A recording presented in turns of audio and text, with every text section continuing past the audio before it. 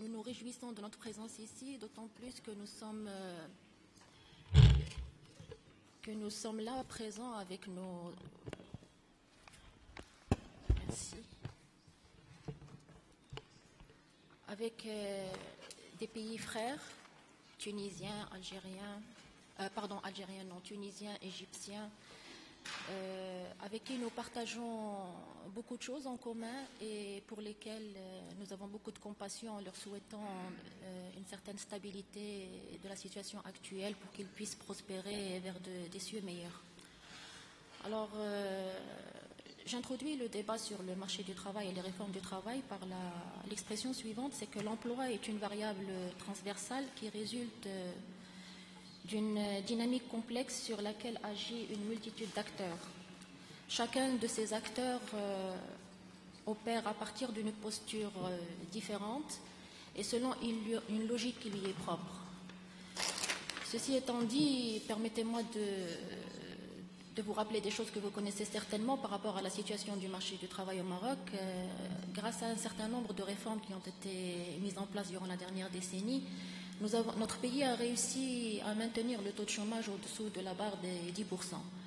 Mais ce taux, en fait, derrière ce taux, il y a un certain nombre de réalités qui sont cachées, puisque bien que ce soit 10% au niveau national, il y a des disparités par rapport au milieu de résidence, par rapport à la catégorie des chômeurs.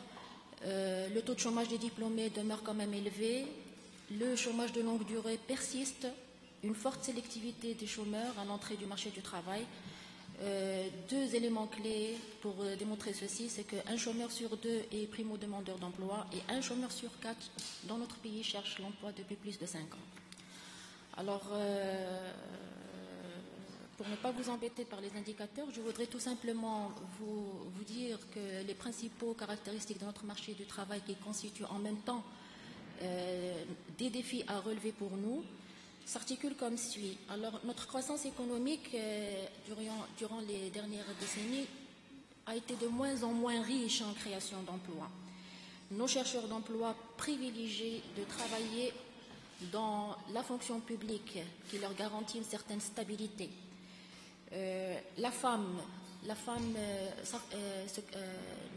En fait, le marché de l'emploi n'est pas favorable à la participation de la femme. Des disparités régionales en termes d'offres potentielles d'emploi et de compétences. Le secteur informel est prépondérant chez nous. Il participe à la création, malheureusement je n'aime pas dire ça, mais il participe quand même à la création de l'emploi. Mais cela bien sûr limite la portée réelle de nos politiques publiques. Une des caractéristiques également que je souhaiterais annoncer, c'est que, et ça plairait à mon ami de la CGM, c'est que le coût du travail dans notre pays reste relativement élevé, avec une forte concurrence de l'activité informelle. Notre marché du travail a connu des changements majeurs et rapides. Lesquels changements s'articulent comme suit. Il y a l'apparition de nouveaux métiers, il y a de nouveaux modèles de contrats de travail qui se sont mis en place, l'intérim, le temps partiel, et il y a une croissance constante de l'emploi des compétences étrangères dans notre pays. Puisqu'on a fait venir des investissements, il y a des compétences étrangères qui s'introduisent. Alors, compte tenu de cette situation, en fait, les pouvoirs publics ont pris en charge la problématique de l'emploi et du chômage à travers un certain nombre d'initiatives.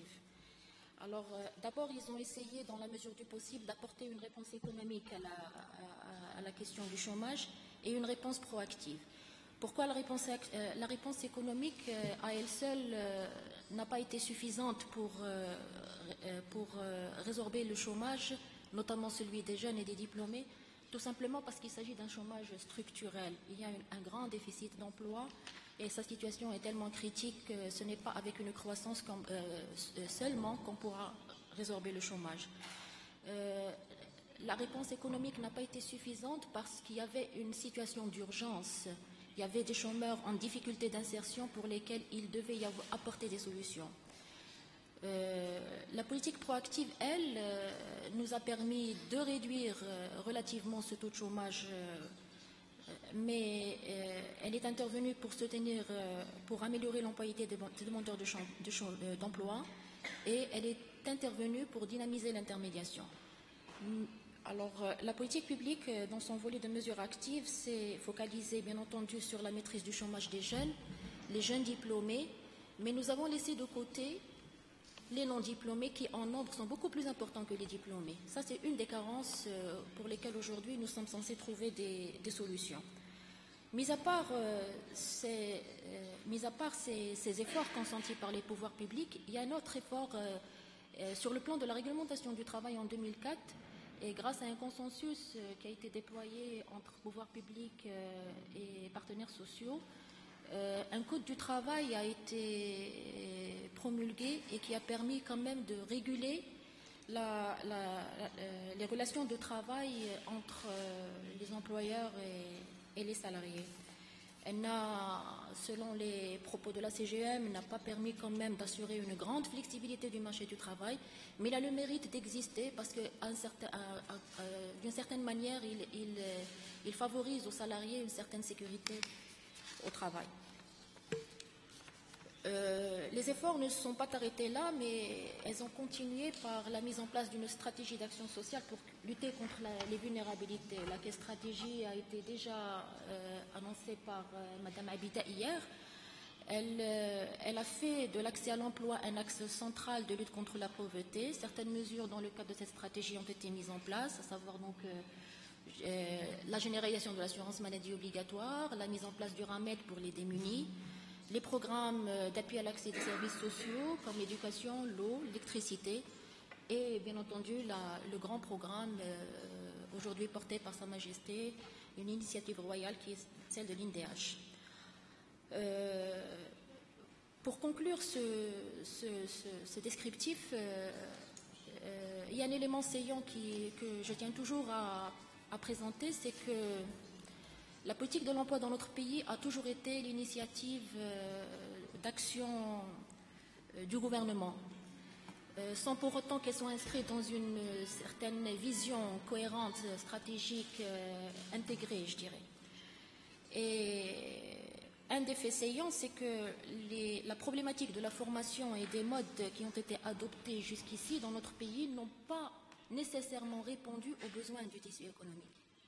Ces deux éléments saillants qu'il faudrait retenir et qui reviennent toujours dans nos réflexions et dans les efforts que nous sommes en train de mettre en place et sur lesquels nous sommes en train de réfléchir pour mener à bien pour mieux résorber le chômage.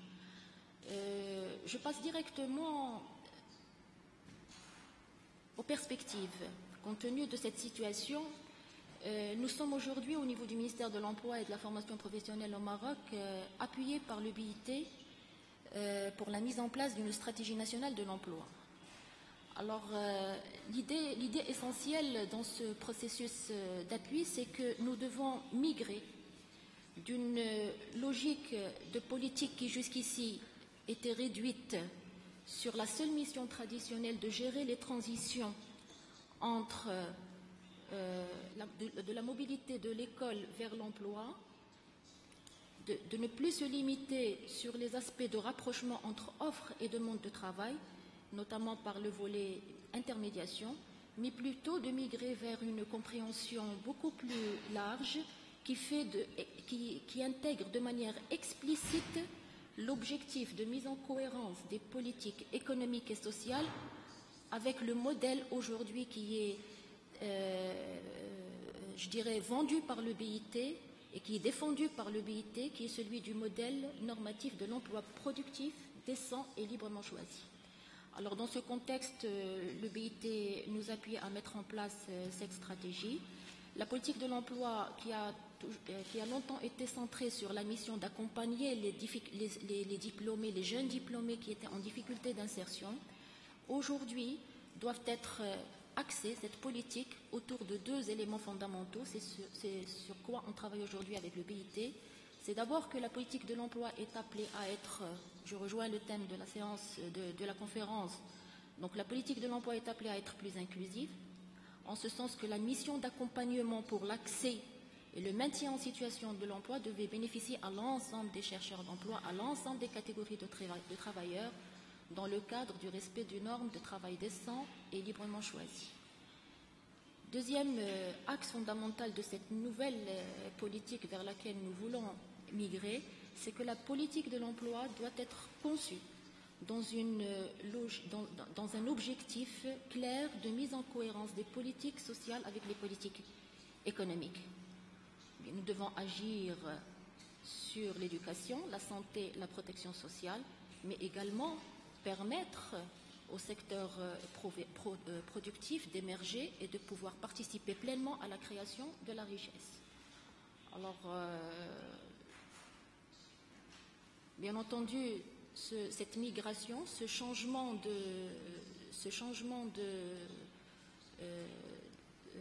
politique, je dirais, devrait se traduire nécessairement par l'implication de tous. Tous les acteurs aujourd'hui sont concernés. Ce n'est pas l'affaire uniquement des gouvernements, c'est l'affaire des partenaires sociaux également, c'est l'affaire de la société civile, c'est l'affaire même des chercheurs d'emploi. Il faudrait les associer. Quand on voudrait aujourd'hui initier une réforme, mettre en place une politique, on ne devrait pas la travailler à huis clos, dans un bureau, au sein du gouvernement. Il y a lieu nécessairement de faire impliquer les gens dès le départ. C'est l'approche aujourd'hui qui est défendue par nous, avec l'appui du BIT.